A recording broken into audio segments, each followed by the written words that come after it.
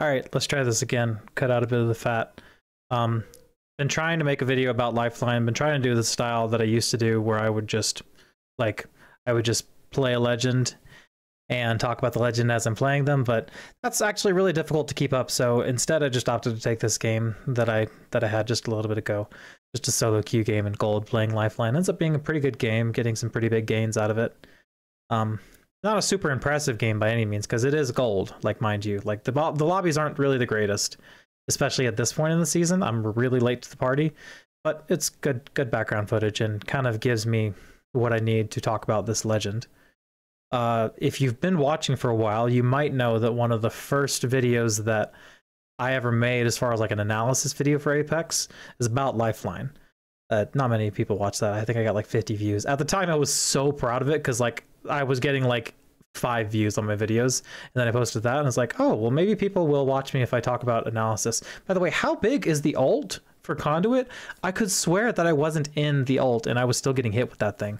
That was nuts. We knock one there, thank God. I did not know how to push into this, and oh, there was a barrel. That's how I died. I walked straight into a barrel. I think the barrel disappears. Anyways, did some good damage. I did die there, but the game goes on, I promise. Well, you kind of already know that because I kind of told you. But yeah, one of the first videos that we ever made on this channel was an analysis video of Lifeline, specifically in arenas. And if you played arenas, you probably remember her being meta, but if you didn't play arenas, basically what you would do is you would buy a gold knockdown shield, because you could buy things in arenas. You'd buy a gold knockdown shield off the drop. You'd get like a Mozam or an RE45 and upgrade it, because that was basically the best you could get anyways. And you would make it really hard for anybody to kill your team. I was pinging for them to go to that res over there, but they had a Moby, so that was a lot easier for them to res me there. So it was a really annoying kind of meta pick in arenas. I didn't really think it was. Like in PC lobbies, you didn't see it that much. In console lobbies, you kind of saw it a lot. But she was kind of meta. I made a whole video about how I didn't think she was really good enough to be played in arenas, because I thought her playstyle was too reactive and she didn't allow people to how do I say this? Like, she didn't actually allow people to actively make decisions that influence the game. She was only able to react to decisions that had already been made in the game, which is kind of why she hasn't been meta for a long time. She was meta like when the game first came out, because she was broken. Like, you used to be able to, she had that res shield that she could activate anytime that you resed a teammate. That shield would pop up. It was invincible. It got to the point where really good Lifeline mains would just res over and over and create like 3 or 4 different shields. It was insane. It was really annoying. Got removed from the game because it was overpowered and super annoying to play around. And even earlier in the life of the game, she had the ability to heal faster than anybody else. So she would pop bats and medkits and all those things faster than everybody else, which made her super aggressive. I finally got tired of not having a barrel mod on my what is it called, on my Hemlock, and switched to the Flatline, and that definitely was a better choice. Anyways, so she was meta when she was broken and when she could be played aggressively, and then she got nerfed and wasn't able to be played aggressively or as aggressively anymore, and went to that reactive style.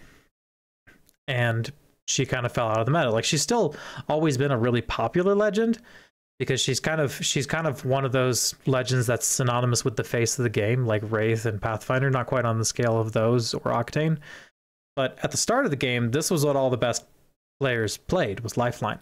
That's how Daltouche got popular, is because he was a huge kill grinder on Lifeline, and then he ends up going into streaming. And I don't think he used to be like the #1 Lifeline in the world, I think, or was fighting for that spot. And he hasn't done that in a while. Yeah, I don't know what I was doing here as far as movement. I was just kind of jerking around. I definitely should have died there. And then I get shot in the back by another team that is 30-30ing me in the butt. But we survived anyways, because it's gold and nobody can finish their kills in gold. Thank goodness for me. But anyways, so she was a meta pick then. She was really popular then. Kind of hasn't been meta since. Obviously, the people that really like her are going to continue playing her regardless. And she's a lot of fun to play, but never really been a meta pick. and only recently did that change. Let me find my my notes and stuff. So season 20, as it has done with a lot of legends, has made Lifeline a much more viable pick, much more powerful. Basically, most of the legends got more powerful in some way. Some of them were nerfed so that their perks could then buff them, which is a little dumb, but I get it. But most legends just got straight up buffed, and Lifeline is one of those legends. I think so far I should have picked the faster revive, the 20% faster revive speed, and I should have picked the supply drop. And I'll be using the supply drop fairly soon, I think. Probably after this fight. This was a bit of a silly fight. I hadn't been feeling good about myself, like, at all until this fight. And then get that squad wipe. I take way too long looting here. You can't hear it, but a team walks up like right in, like right there. And thank God he didn't see me. My aim is also not where I think it should be. I probably should have just one-clipped that. Did I win this, or did my teammate have to clean it up? I think my teammate had to clean it up. Yeah, they must have. So her changes and her pick rate. She's got everybody's got 4 different perks, but the main 2 perks that people are picking is number 1, the faster revive speed, the 20% faster revive, because you'd be crazy for picking anything else, like being able to play Lifeline's main ability, her main draw, more efficiently and faster is just like, that's a W. Here we get the supply drop. And then the supply drop is the other one that's showing up a lot in Pro League. And there's 2 reasons for it. Number 1, it's a care package. So, like, a care package is great. You're guaranteed a red weapon. And we end up debating taking that Eva, because I'm not really good with the Eva. But I really, like, I was just like, for the sake of the video, I'm just going to take it. Eventually. You get a guaranteed red weapon. And normally, not normally, but oftentimes you will also get an Evo cache. And you will move your shields up from purple to red almost automatically. And I did a little calculation on how big a deal that is to go from purple to red, how difficult that is. This guy was just kind of sitting here, and that team sits there the rest of the game, basically does nothing until, like, I think that there's like top 2, something like that. They don't do anything until then. It was a bit silly, to be honest. But I crunched numbers. Takes 450 to get from white to blue for Evo damage, Evo points. 450 Evo points to get from white to blue. 1,350 to get from blue to purple, and 2,000 to get from purple to red. So that means it takes 3,800 Evo points total to get from white to red, and you can't speed that up by just shield swapping to a better shield, and you can't loot purple shields from the ground anymore. There is no way to speed that up other than getting all the Evo points from different things like the supply bins or looking at the crates or these Evo caches. And the Evo cache that you find in we got sandwiched here, and I was thinking that our game was done at this point, because they literally just, whoever this team is, they literally just walked up for free. I don't even know what happened. I don't know how we missed that. But so that Evo cache from a supply drop just takes you to the next level, whatever it is. Doesn't matter how far off you are from it, takes you to the next level. It doesn't benefit the rest of your team as far as I'm aware, but takes you to the next level. So you just skip 2,000 Evo points of work immediately. So that doesn't happen every time. And as you saw here, that didn't happen in this game, but it's likely enough to where I was wondering if that was the reason that teams were playing this. I literally just walked up here while my teammates are getting destroyed by the other team. This was the dumbest thing I could have done. If my aim is going to be this bad, why don't I just play mouse and keyboard? Like, for real. Aim assist is not helping me. Get that max level finally. So yeah, being able to make some extra progress on that Evo is nice, but it's not guaranteed to happen. Getting a free red weapon is pretty good, because basically all of the red weapons right now are pretty darn powerful. I would say the Eva is not as good as the other ones. If you're wondering what I'm doing here, I'm waiting for everybody to walk away, because you saw somebody open that door. They're still there. They don't know I'm here, but they're all ziplining away. So I pick up their banners, and I think I try to spawn them. But so getting a red weapon is great. I don't know if that's enough to justify playing Lifeline in ALGS, but Aurora's playing her, so maybe I'm wrong. The faster res that you're able to get can be pretty crazy in final rings when you're just in a bad position and teammates are getting knocked constantly. Being able to get them up as fast as possible and have that Lifeline drone to heal them. I got real gutsy here, and I don't know why his teammate didn't shoot at me. There were two people up there, and only one of them shot at me, and the other guy just kind of is just herped her. I'm just gonna loot, I guess. This evo is awesome. I love this gun. So the faster res is nice, but I think I would rather, like personally, I would rather just have a better position. I would rather have the ability to fight for a better position and play from there, rather than relying on that Lifeline res. It feels like we're kind of coin flipping here. You know what I mean?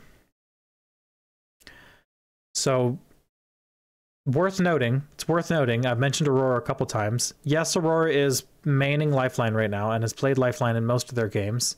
I don't know if you saw that Pathfinder right there, but that scared the crap out of me. He's just going to sit there, by the way. He's going to sit there for a very long time, and I don't know why. Same exact spot, just going to sit there for a very long time. You'll find out how I know that later.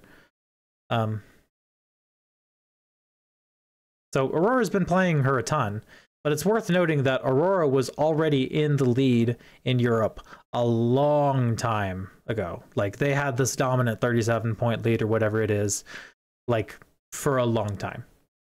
So Lifeline hasn't really benefited them yet. They're kind of just in the position where they're trying out whatever they can while they still have a competitive environment, because they just want to see what's going to work and what might be overpowered and what's not. So clearly they think Lifeline is possibly worth playing. This guy, like, see, he's literally just sitting there.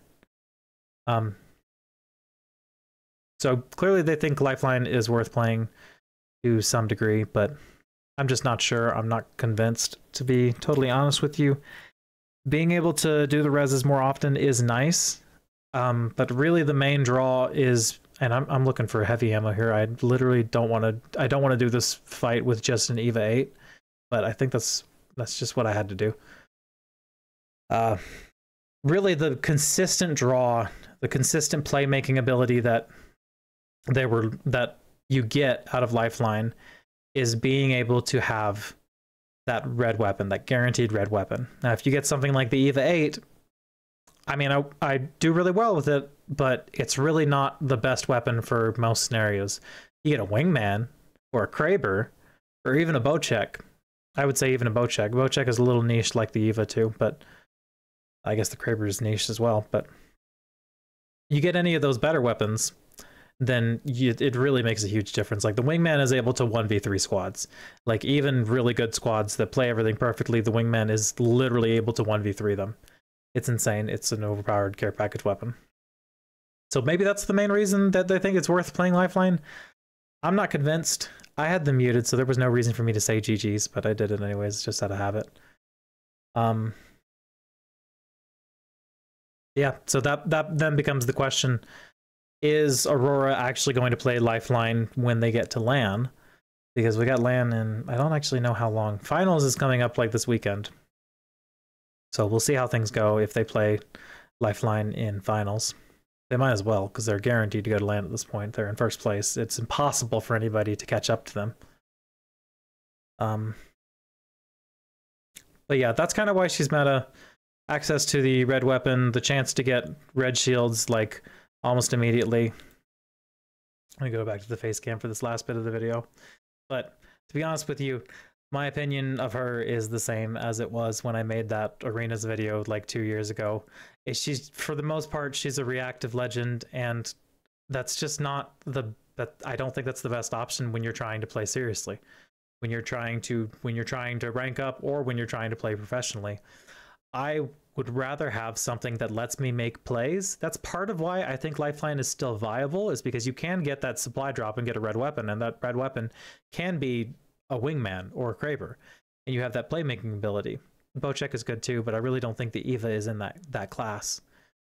So yeah, she's meta. Wouldn't recommend playing her in your ranked games, to be honest. I think she's going to fall out of popularity in pro play fairly soon once people kind of wise up to the fact that Aurora is beating them, not because they're playing Lifeline, but because Aurora is Aurora. I'm pretty sure Aurora is the best team in the EMEA region. I think they've been the best team for a while now. You never really get to see that at LAN because they always have visa troubles. But yep, that's the video. Thanks for watching. If you liked the video, then please like the video. And don't forget to subscribe and all that stuff. I'm uploading this, and hopefully I'll be live as soon as this uploads. So hope to see some people on the live stream coming up. Yep, that's all I got. Thanks for watching.